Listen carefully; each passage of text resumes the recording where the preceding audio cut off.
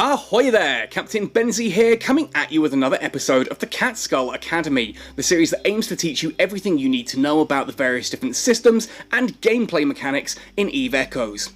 In today's lesson we're going to be talking about Citadel capture using Entosis Link Modules, an exciting new module that was added in the anniversary update in August 2021, alongside the abilities to upgrade and enhance your Citadels. We will therefore be touching on that in this video as well, as it's a necessary part of the Entosis Link capture system.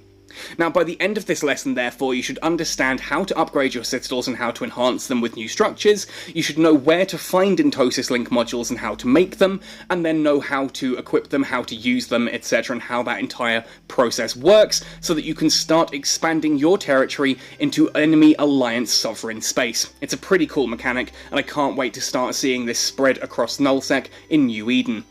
If you do enjoy this video, please let me know by hitting like on it, subscribe to the channel for all things EVE Echoes, making sure to ding the notification and select all notifications so that you never miss a video. If you do want to go the extra mile to help support this channel and my content, please do check out my Patreon page. You can support there and learn all about my life in Africa and start learning some really cool exclusive merchandise. And there is a dedicated merchandise store on Redbubble as well that you can check out using the links in the description. All that said and done then, let's jump right in to talking about Citadel capture with Entosis links.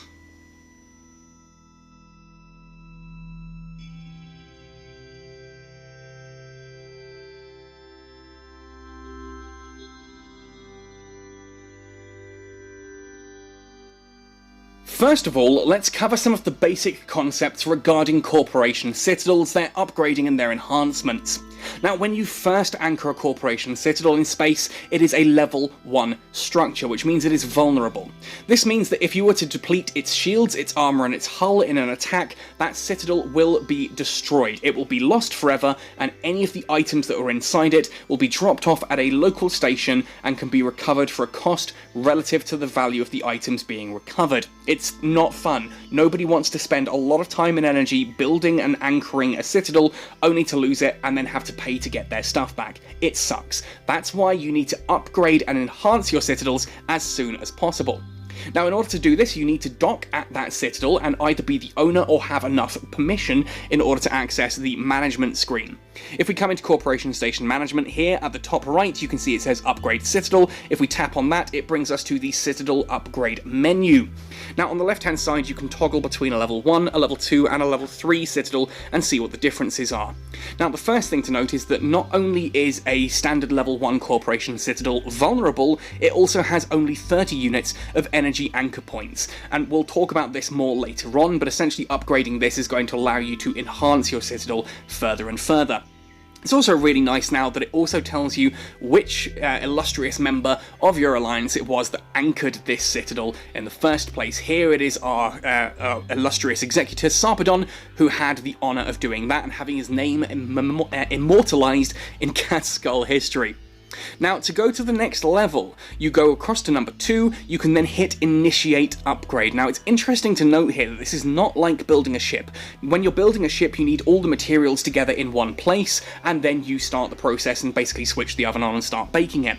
Here, with upgrading Citadels, you can initiate the process without any of the materials nearby. It then just opens the Citadel to donations, basically, and you've got the entire list of materials required here on the right hand side, and you can see at the bottom here, someone has already donated one of the structure market networks, just to showcase that this is then working. Once you've got all of those materials and components in place, that will upgrade it to a level 2 Citadel. Now, the level 2 Citadel increases from 30 units of energy anchor outputs up to 70 points, which is really nice for adding the extra enhancements, but most importantly, it is now an invulnerable Entosis Link Citadel. What this means is that if it comes under attack and it loses its shield, its armor and its hull, instead of being destroyed, it now enters a new state known as Lost Control, which is a final opportunity for both you and your enemy to try and claim that Citadel. So instead of having it destroyed and gone forever, it can change hands. There is the possibility of you capturing it back to your own alliance. There is the possibility that the enemy alliance is going to capture it and it becomes their Citadel, which they can then stage from and continue to spread into your sovereign space. That is the mechanic that we're talking about at play here, which personally I think is really awesome. Anyway, talking about those energy anchor point outputs, the 70 units here, this is in regards to upgrading and enhancing your Corporation Citadel with various different new management centers. Now at the bottom of the screen here you can see that of this level 1 Citadel, we have used 10 out of its 30 anchor points, its energy anchor points. This was done to have a bounty management center applied here. You can see that at the top right, that is energy anchor point occupancy of 10. It was built by Beltalowda, and it's been named Love Frosty for some reason. I'm not entirely sure of the story behind this one. I'm sure someone in the comment section can fill me in on the details. Now, interestingly, here at the top right, it explains what this module does. Here, Corporation Member Bounty in normal state, 10%. So for the Bounty Management Center, that means anyone from this corporation, not in the same alliance unfortunately, just in the corporation that owns the Citadel, will receive 10% additional bounty tick. That means if your bounty tick was, for example, 10 million ISK, you're going to be getting an 11 million ISK bounty tick, and upgrading this is done in the same way as upgrading a Citadel. You initiate the upgrade at the bottom right, you put in the different components there to upgrade it, and you'll see that not only does it up the amount of energy anchor points needed, it does get a little bit more sort of, it's kind of like Power Grid, I suppose you can look into it. It becomes a bit more anchor point greedy, but it does also up the member bounty from 10% to 20% and eventually all the way up to 30% once it's at level 3, which is a really nice boost for anyone ratting in that particular system. This isn't the only type of Citadel upgrade though, and if we actually go into the market, we can have a look at some of the others here. From the market menu, we can scroll down to where it says structures and then into the structure sub-menu. Let's close everything that we don't need down. We're just focusing here on Corporation Citadel at the bottom. Now the first item here is the Corporation Outpost. That is of course the actual Citadel that we've anchored in space already. We're not going to focus on this. We're going to have a look at the other 6 modules here and what they actually do, the other 6 structures.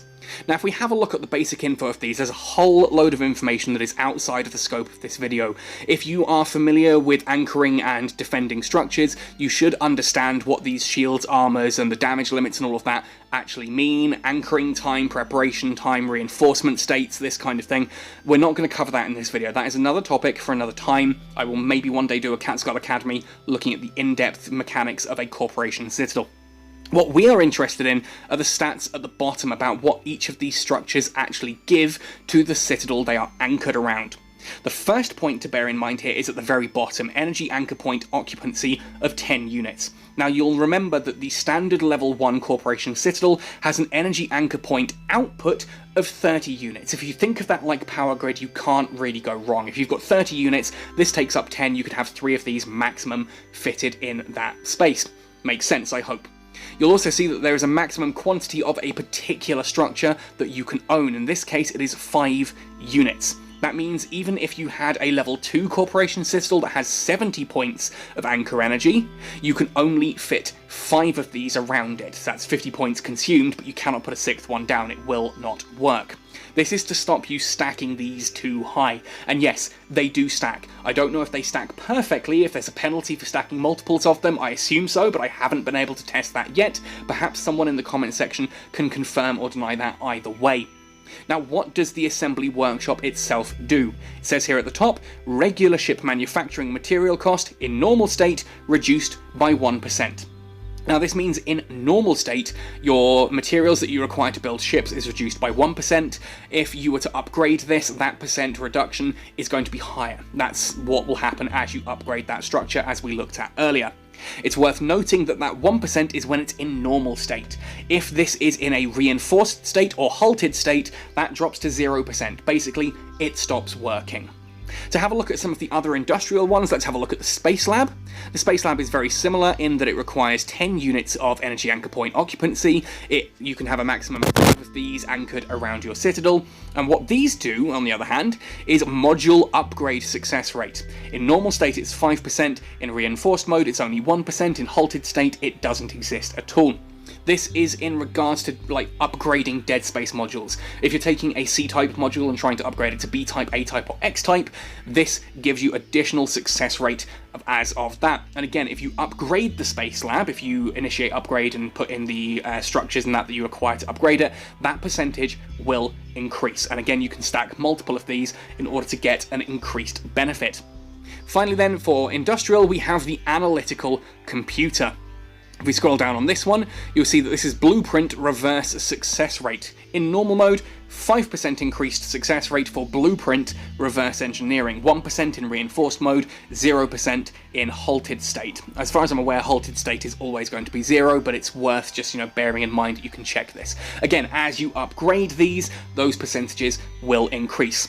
Now again, as far as I'm aware, this is only blueprint reverse engineering. If you're trying to reverse engineer nanocores, this will not affect it, which I'm a little bit sad about if I'm being completely honest, but hey, if you are reverse engineering blueprints, you will have a 5% increased rate for having an analytical computer anchored to the Citadel that you are docked at. But what about the more PvE, combat-orientated ones? Well, we have the bounty management system, which is the one we looked at briefly earlier. This gives a 10% increase to anyone in that corporation ratting in that system. It does have to be in the same system as the Citadel, and it does have to be in the corporation that owns the Citadel. You can't be in an alliance corp. It has to be in the corporation that owns the Citadel.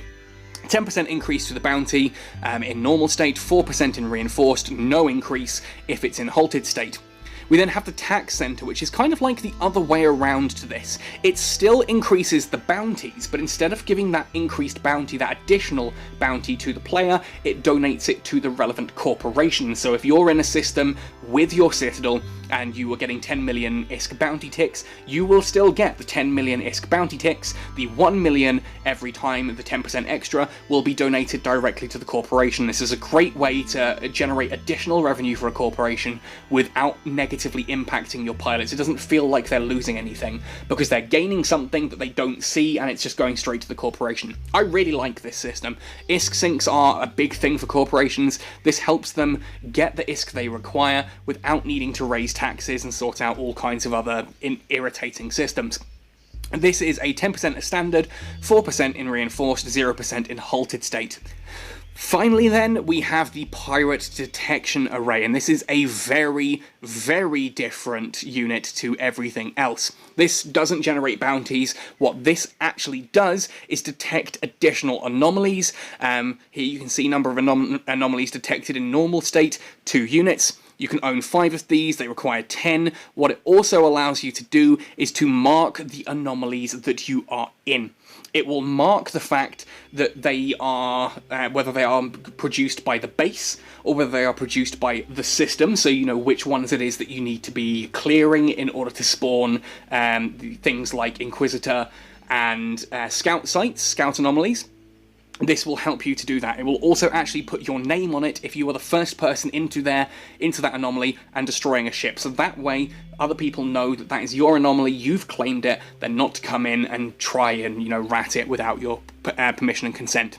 Honestly, the pirate detection array is probably the least useful directly of any of these, in that it doesn't really do anything that corporations aren't already doing on their own, but it does add a lot of ease of use. And so you might decide that adding one of these to your system might be really beneficial for you. And certainly, I'm not going to naysay it. I'd like to have one of these fitted to our Citadel, just so that we can clearly see who we can and can't warp to, and help us find some more of those Inquisitor and Scout anomalies when we're grinding up. The bounty management and the tax center, though, are direct income increases. Now that we understand how the Citadels actually operate, we need to have a look at the Entosis links themselves. Now, Entosis Link Modules are found under mid-slots and electronic warfare. So again, we're going to close everything down here for neatness. The Entosis Link module is right at the very bottom of the list, so it's very easy to miss if you don't know where to look for it. Here it is, Federation Navy Entosis Link. It's a medium-sized, in inverted commas, mid-slot module. Now here you can see it has a power grid requirement of 1 megawatt. You can fit this to pretty much any ship out there. An activation time of 120 seconds, so that's how long it goes on for, and it will consume fuel at the beginning of each of those activation times. Fuel consumption, as you can see, is 1,800 gigajoules of fuel, so it will consume 1,800 gigajoules worth of fuel from your cargo hold every 120 seconds, and it has an optimal range of 27.5 kilometers. You must be within that 27.5 kilometers, or it will not work. Now, the blueprints for these are found in Scout anomalies, and they appear in Scout anomalies of all of the different factions. These appear in Angel, Blood Raider, Gurusnus, Nation, and Serpentis Scout anomalies if you're looking for the blueprints. Ultimately, though, having one of these fitted to your ship is going to be a very powerful tool, allowing you to capture citadels. Now, we've mentioned that once a citadel has been upgraded to level 2, if you were to deplete its shield, its armor, and its hull tanks, it will then enter a lost control state. This is then when Entosis links come in. Basically, if there are any number of Entosis links from only one side of the conflict operational on that structure, then a capture progress is being made by whichever side has the active Entosis links. So basically you have a big fleet battle, they get your citadel into lost control state, they blow up all of your ships, and they start the Entosis link process of basically hacking into that citadel and turning it over to their alliance. Now, this is then stopped in one of two situations. If no Entosis links are operational, i.e. an enemy fleet comes along and blows you up so that none of your Entosis links are active anymore, or if they put any number of Entosis links onto the same citadel.